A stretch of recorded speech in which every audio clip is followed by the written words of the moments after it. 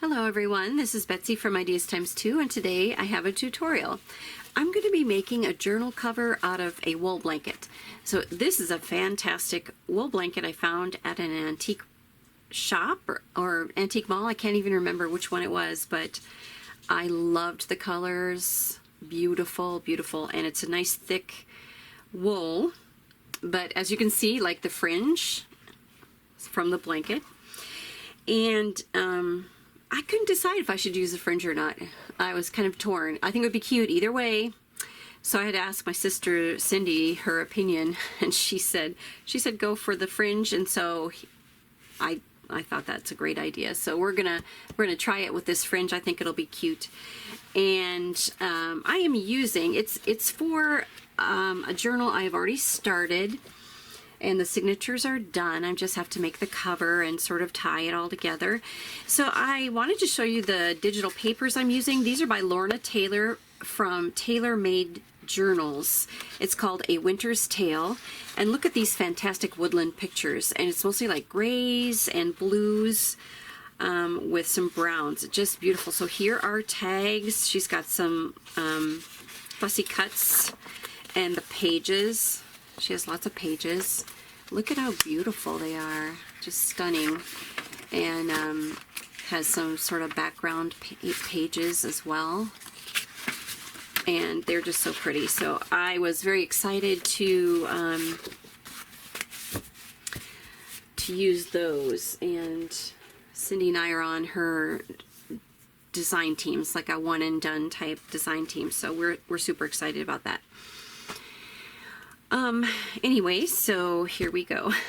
So I wanted to make it, it has such a beautiful feel and plushness to it. I wanted to make it sort of soft, but give it a little structure as well. And so I was trying to, I was blasting my brain trying to figure out what to use. You can use so many things for structure, and let me just show you what I came up with. So I did cut some pieces already, but also to put this together is going to be a little tricky too. So I'm going to sort of talk you through my thinking on that, and then I'll go sew it and come back and show you what I did. So here is the cover, and it, like I mentioned, it is a very thick wool. So that is going to be my outer cover. And then I thought, well, I could put batting, or I just had a scrap of some foam. I'm a sewist, and I also sew bags and things like that. And so this is almost like a foam you would use on a shoulder pad or something like that. But you can get this at the fabric store. But batting, a thick batting would work just as well. So this is because I just had a scrap. But I do like it because it gives you a little bit more structure than just a batting. But that is personal choice, because some people don't mind a cover that has no structure. So I'm looking for just a tiny bit more structure, so I picked this foam. But like I said, batting would be perfect, just batting scraps. Even if you have a thin batting, you could double up the batting and have a little bit of a thicker batting. And then I have a heavy interfacing. So once again, I am a sewist, and so I have a little bit of a variety, although I do use interfacings in my journal covers as well. So I had some of this, and I thought I put the layers together and sort of experimented, and I think this is the kind of balance that I wanted. You could also use cardstock. You could also use like poster board, something like that, if you wanted a little structure. But this interfacing, and it doesn't have to be a certain type, just something a little firm is what I had in mind. So that is that layer, and then this will be the inside cover. And I had a scrap that literally just fit on this journal, but look at how pretty that is with the wool. I was super excited when I found that. I had to audition several, because the color is a little unusual. It's not super bright turquoise, but it's not blue either. Not like a royal blue, although there is a navy in there. Navy would have been fine, but I think I only had like a solid navy, and I sort of wanted a little bit of a pattern, so I have that in this. So now the next step And this isn't cut to size either. I need to trim it just a little bit, but what I'm going to do, I'm going to leave the edges raw. And when I fold this, I want you to see something. So I'll have my pages in here. And if I just sew this flat like this and stitch around the edges and fold it over, look what happens. It's all even. So you can see when I flip this over, look at this edge, it's all even. But when I fold the book, look what happens. See that uneven edge? That's going to create tension between your layers, and it's not going to lay flat, and it's not going to lay right. It might look sort of twisted, and there's just too much tension because that outer layer has to fold, has to cover more distance this way, and so that takes up the distance from the edge. These don't have to fold as much. They're just folding, just folding like this. The other one has to fold all the way around all the layers and over. So there is tension there. So what I need to do is, I'm not going to split that, but what I need to do is split these. I'm not going to split this either, so I want to get that out of the way. So what I'm going to do is cut this, okay? I'm going to cut this into a front cover, a back cover, and a spine. So in other words, just two cuts, one here and one here, and shorten it up a little bit and leave a gap. I'm going to leave a gap between the covers and the spine, and completely treat them as 3 different units. And that way we'll have a little hinge which will free up, the layers won't have to do anything, right? So that will free up the movement of this cover. So I'm going to do that and be back. All right, let me show you what I did. So the inside will look like this. I have 3 pieces, the spine, the front, and the back covers. And I'm super happy with the way that turned out. And when I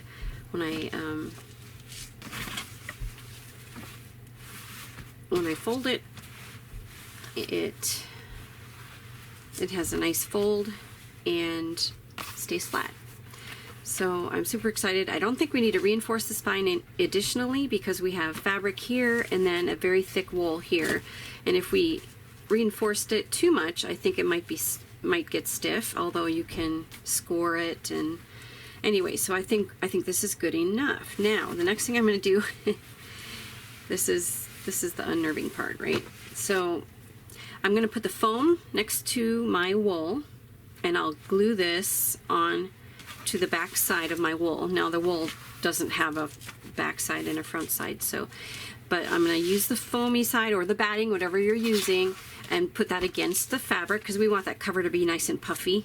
And then this is more structure, so the inside cover will have a little bit more structure, so we can attach something to it, or it'll be more smooth anyway, so the outside is nice and fluffy. We still want that. Okay, so I will put some glue here on the foam part and glue that on here. Then what I'm going to do, I'm not going to do the lining quite yet. Then what I'm going to do is I'm going to stitch. And you notice that I left a good 1/4 of an inch around the edges, and I did that for a reason, because when you stitch through this, it's going to pull shorter. So we want a little room there, but the other thing is, I guess, and the main reason is so that my edge I won't see this on my edge. So if I sewed it right on the edge, it would look like this. And I didn't want that. I wanted it to be a little bit farther away so that my stitching will come right on the edge of that interfacing. And then all we're going to see is 2 layers of, well, not 2 layers of wool, but 1 layer of wool and 1 layer of this lining. So that's the reason for that. So I did start on the next step. I jumped ahead myself a little bit. So the foam side goes down to make that cover nice and squishy. The firm side goes on the inside cover to make that nice and flat for any decorations or whatever we might have to put on there. All right, and I left a gap around the outside edge so I can sew that. I wanted to make sure that this interfacing doesn't show once we get that sewn, because we'll want to just see the blue part. We don't want to see any of the white core. So I left that a little bit wider. All right, and then let's see, what was I? Oh yeah, so I glued. You can probably see these are glued down onto it. It's sort of a loosely gluing as well, but I glued this down onto the cover, so the foam or the batting or whatever you're using would go here, so that we have that nice and fluffy. Glued those down, and then I started stitching. So I already did it. My plan was to have each panel stitched so it shows off the puffiness of it. So I did start doing that. These are glued down, they're glued in place, ready to go, dried, and so I started stitching. So all you're going to need to stitch here is down these two spots and down these two spots. And then after you get that done, we'll go to the next step. I'll probably use a glue sheet to glue this down onto here, and then we'll stitch around the outside edge. But so we have our 3 pieces cut. We just need to sew these little spine and gap sort of seams here, and then we'll move on to the outside edge. I did wind up putting a glue sheet on the back of this, so it's an iron-on sheet of glue that has a release paper on it. So you just iron it on, and then you take the release paper and peel it off, and you can see there's like a little bit of a shine there, and that's the glue. And then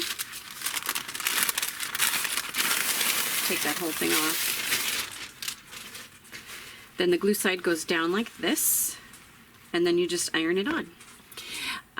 One thing I am going to do before I do that, though, is to make sure that the spine gaps here, I am going to put a little wet glue on there. So I'm just going to do that. I'm going to use some Fabri-Tac.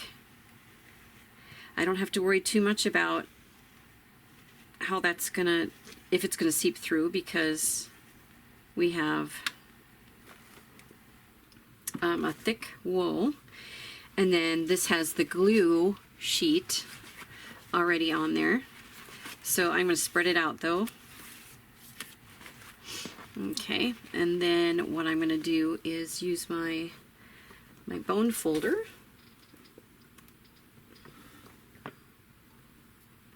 which, sorry about the noise there, which I lost. So I'm going to use this one that's attached to my Score Pal. Okay, so I'm making sure that's even on all the sides. Okay, and then I'm gonna make sure that this gets down in. Make sure this is nice and flat and as even as possible. And then I'm just gonna push those in. I guess my fingers are doing just fine, but we'll get that bone folder going again.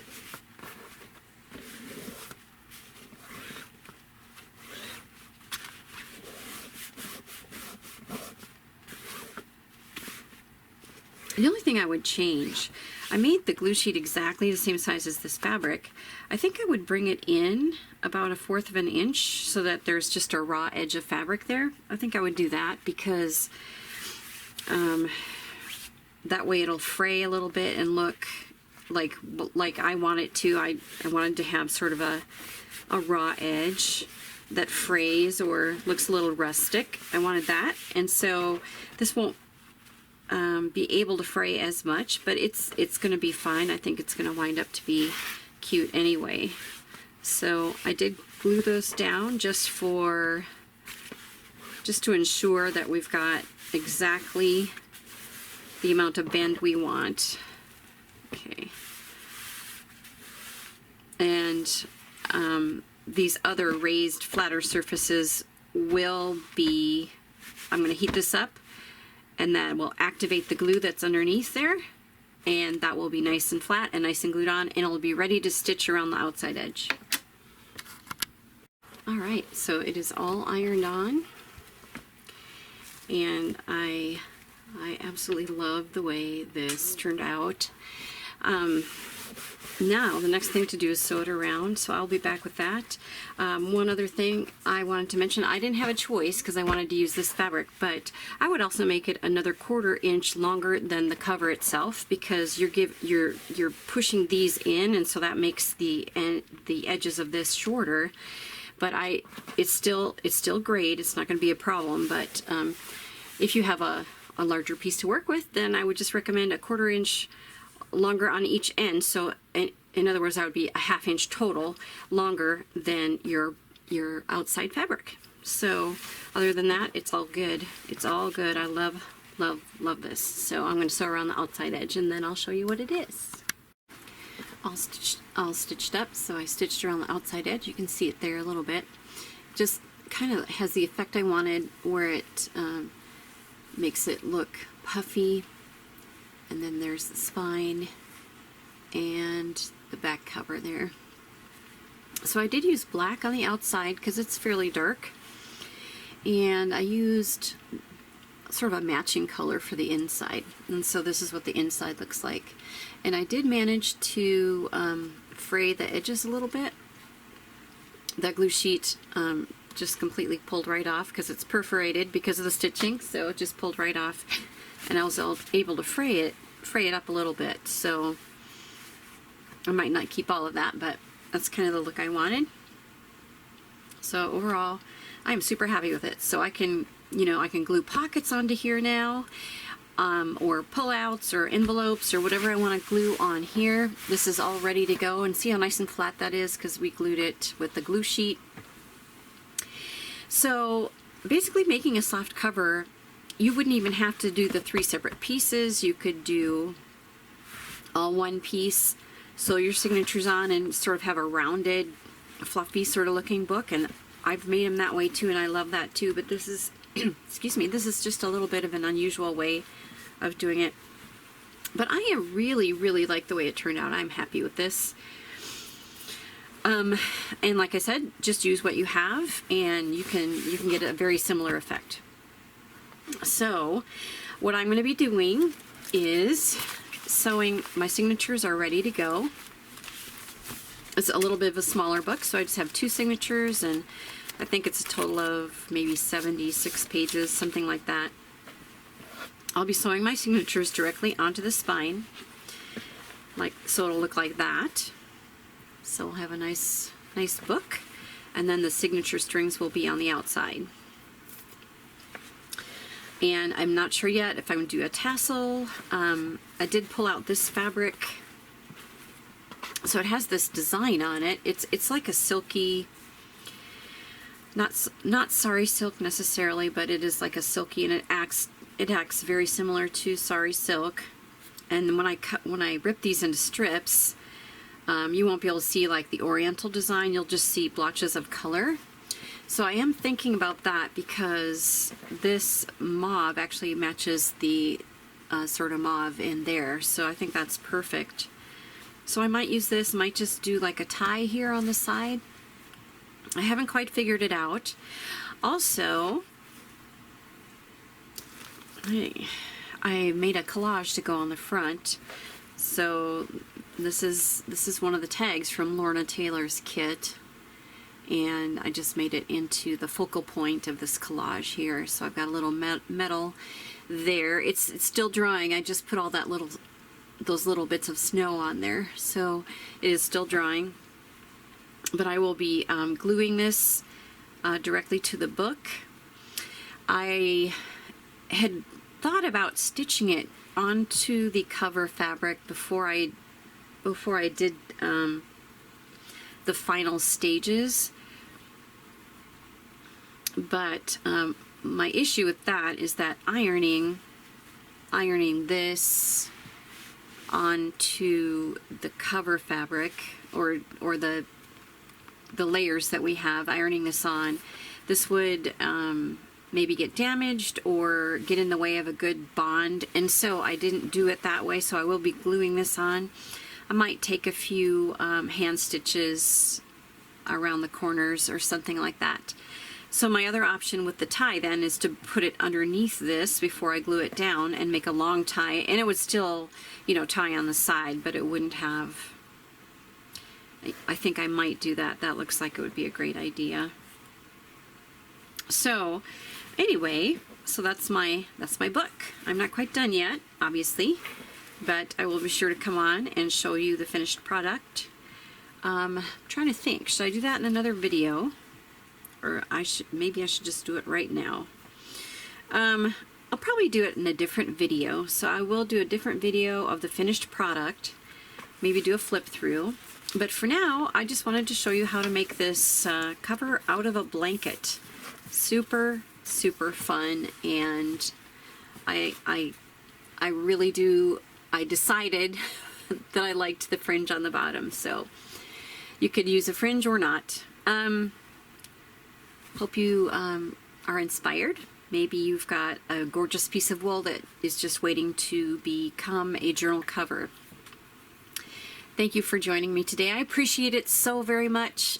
Take care, and I'll leave the links where you can find us down below, and we will see you in the next video. Bye, everybody.